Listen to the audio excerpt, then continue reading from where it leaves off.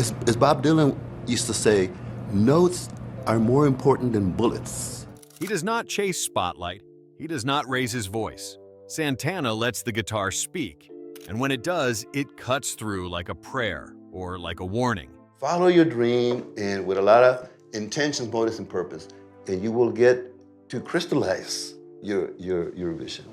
For more than 50 years, Carlos Santana has been a bridge between worlds. His tone is unmistakable, his phrasing unmistakably his own. Yet behind that calm smile is an artist unafraid to be blunt. Because Santana does not bow to everyone. He listens, he judges, and he remembers. Abraxas, Supernatural, the unforgettable night at Woodstock. But woven inside that journey are moments of conflict, players whose sound, style, or spirit struck him wrong. He has praised many, but when he speaks of the ones he could never stand, his words hit like a riff in minor key, sharp, undeniable, unforgettable. Here are the 6 guitarists Santana could never forgive, never forget, and why their music, for him, rang hollow. And when he finally named them, he left no room for doubt. Number 1, Eric Clapton. Clapton was worshipped as God by a generation. But for Santana, the reverence never landed. Their paths crossed in festivals and studios, but Santana often bristled at Clapton's detachment. Where Santana searched for spirit, Clapton seemed to him locked in posture. He once described Clapton's playing as brilliant but cold, dazzling yet distant. For a man who saw the guitar as prayer, that absence of soul was unforgivable. What frustrated Santana most was the aura surrounding Clapton, the way critics crowned him the definitive bluesman of the British invasion. Clapton could summon tone with precision, but Santana believed music should do more than impress. It should heal, elevate, and breathe. Watching Clapton play, he saw immaculate craft but little surrender. In interviews, Santana has been careful with his words, but when pressed, he has not hidden his discontent. He once remarked that Clapton's approach was like a wall of ice, technically flawless but without fire. To Santana, that separation between hands and heart made the music ring hollow. The contrast sharpened in the late 60s. Clapton, with Cream and later Derek and the Dominoes, built epics out of blues frameworks. Santana, meanwhile, was blending Afro-Cuban percussion, jazz phrasing, and spiritual improvisation. While audiences compared their mastery, Santana quietly resisted the comparison. To him, Clapton embodied the head, while he himself was chasing the spirit. There were moments of civility. The two men shared stages, nodding politely through jams, but Santana admitted he felt nothing move inside him. "Clapton plays for the crowd," Santana once suggested, "but I play for the heavens." That kind of divide cannot be reconciled. For Santana, every note had to carry intention, an offering to something larger. Clapton's notes, however pristine, stopped at the fretboard. Where critics heard Clapton's perfection, Santana heard only distance. And for a musician who believed the guitar was prayer, that kind of cold brilliance was not mastery, it was betrayal. Number 2, Jeff Beck. Jeff Beck tore through strings like an inventor, bending rock into futuristic shapes. Critics adored him, but Santana could never hear past the ego. He recalled Beck's stage presence as loud without listening, innovation without humility. To Santana, guitar was not about shock or tricks, it was about communion. And Beck's refusal to ground his sound in human connection made him, in Santana's words, someone he never vibed with. Santana once observed that Beck's music felt like a laboratory experiment, dazzling but detached. While audiences marveled at the whammy bar dives and impossible phrasing, Santana looked for something else: silence, breath, surrender. In Beck's pyrotechnics, he found none of it. Beck, to his credit, never sought approval. He was a recluse of sorts, happiest in the studio, crafting sounds that seemed decades ahead of their time. But that forward tilt struck Santana as arrogance. He once said, "When the guitar stops being a prayer and becomes a science project, the soul disappears." To him, Beck's approach belonged more to machinery then to mysticism. The contrast was stark in the 70s, when Santana's band was channeling percussion-driven spirituality while Beck dove into fusion and technical feats. Beck could glide from blues to jazz to heavy rock within a single set, but Santana felt it was motion without meaning. For Santana, it was never about rejecting innovation. He admired risk, but he rejected the absence of humility. Guitar, he believed, should invite the listener in, not stand above them. Beck's refusal to soften the edges felt like a wall. Critics might hail Beck as one of the most original voices of his era. Santana would never deny the originality, but he would insist that invention without heart leaves no echo. And so, where others saw genius, Santana only saw distance. For him, Jeff Beck was not a rival. He was a reminder of what he never wanted to become. Number 3, Yngwie Malmsteen. Speed, volume, fury. Malmsteen was the shredder's shredder, filling arenas with a wall of notes. But Santana recoiled.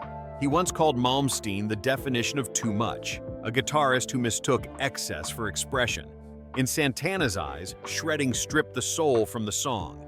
No silence, no breath, no prayer, just ego in motion. For a man raised on blues and boleros, Malmsteen represented everything he refused to become. Where Santana sought conversation between instrument and spirit, Malmsteen thundered forward like a storm, leaving little room for reflection. Critics marveled at the speed, but Santana often warned that speed alone can hollow out meaning. He once said, "Music needs light and shadow. Without space, the soul cannot enter." Malmsteen's rise in the 1980s coincided with the height of guitar hero worship. Stadiums roared for his technical feats, but Santana never equated applause with truth.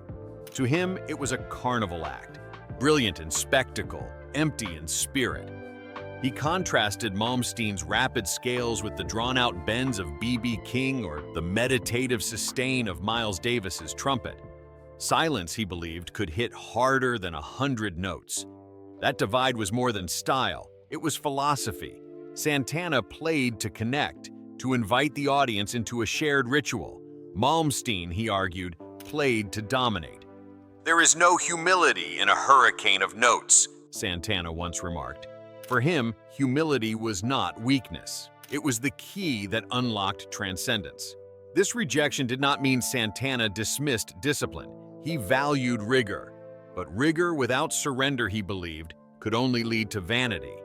Malmsteen's music, in contrast, struck him as an assault, an onslaught that mistook noise for revelation. And so Santana held firm. He would never trade silence for excess. In the shredder's wall of sound, he heard not prayer, but ego. And for him, that was the one sound the guitar was never meant to make. Number 4, John McLaughlin. This one cut deep, because Santana admired McLaughlin's skill, yet rejected his philosophy. They once shared a spiritual teacher, Sri Chinmoy, and even collaborated on Love, Devotion, Surrender. But Santana later confessed that McLaughlin's approach felt suffocating, too cerebral, too insistent on technique over feeling. It was not hatred of the man. It was a rejection of what Santana saw as guitar without surrender. The two men arrived at the same altar from different paths. McLaughlin, with the Mahavishnu Orchestra, took Eastern spirituality and fused it with impossible tempos and mathematical precision. Santana entered the same current but sought liberation, not control. Where McLaughlin tightened every phrase into intricate knots, Santana let his lines breathe. Santana once explained, "Spirituality in music means letting go, not locking in. When the ego insists, the spirit cannot enter." For him, McLaughlin's brilliance was undeniable, but it was brilliance bound in chains. The guitar became a tool for proving mastery, not for channeling mystery. Their 1973 album Love, Devotion, Surrender should have been a perfect union. Two disciples of Chinmoy offering devotion through strings. Instead, Santana later reflected that it felt like competing sermons. McLaughlin's rapid clusters of notes clashed with Santana's long, yearning sustain. Still, there was no malice. Santana respected McLaughlin as a fellow seeker, but he recoiled at the weight of his intensity. "Music is not supposed to suffocate," Santana once remarked. "It is supposed to liberate." That belief marked the dividing line. To the outside world, both men represented spiritual jazz rock. But inside Santana's heart, only one path felt true, the one that embraced imperfection, silence, and surrender. And so, while he could bow to McLaughlin's craft, he could never love it. For Santana, the partnership became a lesson, proof that even among believers, not every prayer is sung in the same key. Number 5. Kirk Hammett. Metallica's Kirk Hammett was a hero to millions, but to Santana, his sound felt heavy without grace. He once dismissed Hammett's solos, "We stacked on noise, power without prayer." Where Santana sought uplift, Hammett chased darkness. And for Santana, darkness without redemption was not music at all. It was just weight. Metallica's rise in the 1980s was unstoppable. With Ride the Lightning, Master of Puppets, and Injustice for All, they forged a new definition of heavy. Hammett's solos cut through the thunder like shards of steel. But to Santana, this was not revelation. It was overload. He argued that volume and distortion could stir energy, but they could not substitute for grace. In interviews, Santana has drawn a sharp line between sound and spirit. "If the music does not offer light," he once said, "it only deepens the shadows." For him, Hammett's style lived entirely in those shadows, fierce but without redemption. It lacked the healing force Santana believed was the guitar's truest calling. Hammett, of course, built his craft on aggression, channeling fear, rage, and raw intensity. That made perfect sense to millions of fans who found catharsis in Metallica's roar. But Santana saw danger in glorifying darkness without balance. Where blues used sorrow as a doorway to joy, and Latin grooves turned struggle into celebration, Hammett's riffs felt to Santana like walls with no exit. Santana did not deny Hammett's skill. He acknowledged his speed, his control of tone, his ability to drive a stadium to frenzy. But he believed the guitar should not simply incite, it should also heal. "A note should lift you higher," Santana once reflected, "not bury you deeper." That is why Hammett never resonated with him. To Santana, the music lacked grace, lacked light, lacked the possibility of transcendence. And so, while millions found salvation in Hammett's fire, Santana turned away. For him, noise without prayer was never music. It was only weight. Number 6. Joe Satriani. Satriani trained legends, filled stadiums, and carved out a reputation as one of the cleanest technicians alive. Yet Santana, when asked, admitted he never heard spirit in Satriani's records. To him, the songs sounded like exercises, not revelations, technique without transcendence, notes without necessity. And in Santana's world, that was the gravest sin of all.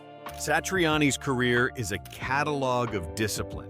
From surfing with the alien to flying in a blue dream, his music showcased impossible clarity, every note polished like glass. Students worshipped his instructional videos, countless players citing him as their guide. But to Santana, music was never about teaching hands what to do. It was about teaching the heart to surrender. Santana once remarked, "When a song feels like homework, the spirit has already left the room." That for him was Satriani's trap. The brilliance was undeniable, but the soul was missing. The scales rose and fell, the harmonics sparkled, yet Santana heard only diagrams, not devotion. Even Satriani's role as mentor to Steve Vai, Kirk Hammett, and others reinforced Santana's skepticism. Training players in flawless speed and control, he believed, risked creating musicians who worshipped perfection but missed the divine imperfection of blues. "A wrong note with feeling is worth more than 1,000 right ones without it," Santana once said. For him, Satriani's perfection carried no scars, and scars were the proof of life. That contrast revealed itself most in live performance. Where Santana's solos wandered like a prayer unfolding in real time, Satriani's felt mapped, measured, almost choreographed. Santana believed that the moment demanded surrender, not calculation. So, while the world applauded Satriani's mastery, Santana quietly dismissed it as music without necessity. To him, every song must justify its existence. Technique alone was never enough, and that was the final verdict. Satriani had speed, precision, even immortality in the textbooks. But for Santana, immortality belongs only to the spirit, and he never heard it there. Santana's judgments were never casual. They were not made to provoke headlines or feed rivalries. They were rooted in conviction that music must be more than display, more than speed, more than weight. For him, the guitar was prayer, and when it failed to lift, when it failed to heal, he could not forgive it. The 6 names he called out were not accidents. They were lessons. Each revealed a limit he refused to cross. By rejecting them, Santana defined himself more clearly, an artist devoted to spirit over spectacle. And that is why his music still resonates. Because in a world that often celebrates noise, Santana insists on something deeper. What about you? Which guitarists move you and which leave you cold? Share your thoughts below and subscribe for more untold stories behind the legends.